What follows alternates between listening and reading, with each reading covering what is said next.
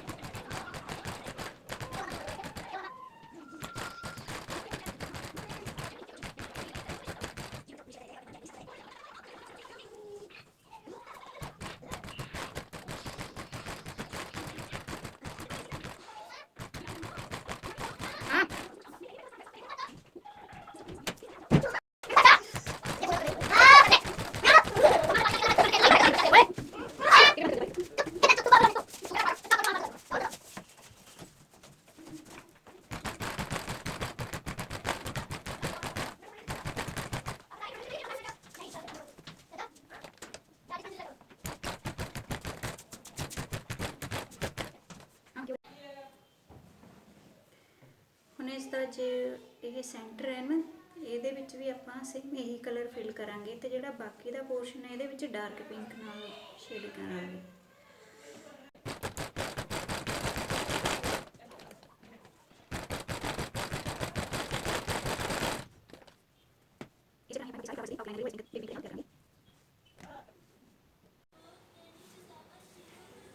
ਜਦੋਂ ਆਪਾਂ ਇਸ ਸਾਰੇ ਦੀ ਬੇਬੀ ਪਿੰਕ ਦੇ ਨਾਲ ਆਊਟਲਾਈਨ ਫਿਲਿੰਗ ਤਿਆਰ ਕਰਾਂਗੇ ਤੇ ਹੁਣ ਜਿਹੜਾ ਬਾਕੀ ਦਾ ਪੋਰਸ਼ਨ ਆ ਉਹਦੇ ਵਿੱਚ ਆਪਾਂ ਡਾਰਕ ਪਿੰਕ ਕਲਰ ਦੇ ਨਾਲ ਫਿਲਿੰਗ ਕਰਾਂਗੇ ਇਸ ਤਰ੍ਹਾਂ, ਜੋ ਬਾਕੀ ਦਾ ਬਚਿਆ ਹੋਇਆ ਹੈ।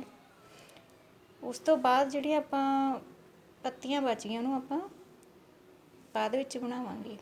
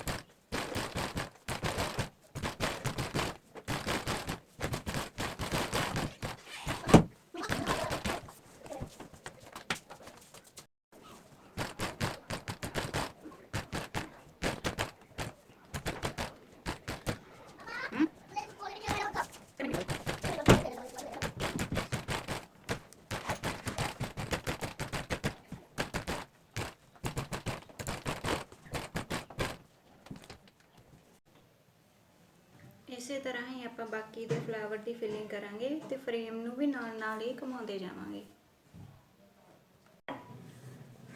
ਹੁਣ ਆਪਾਂ ਇਹਨਾਂ ਦੀਆਂ ਪੱਤੀਆਂ ਤਿਆਰ ਕਰਾਂਗੇ।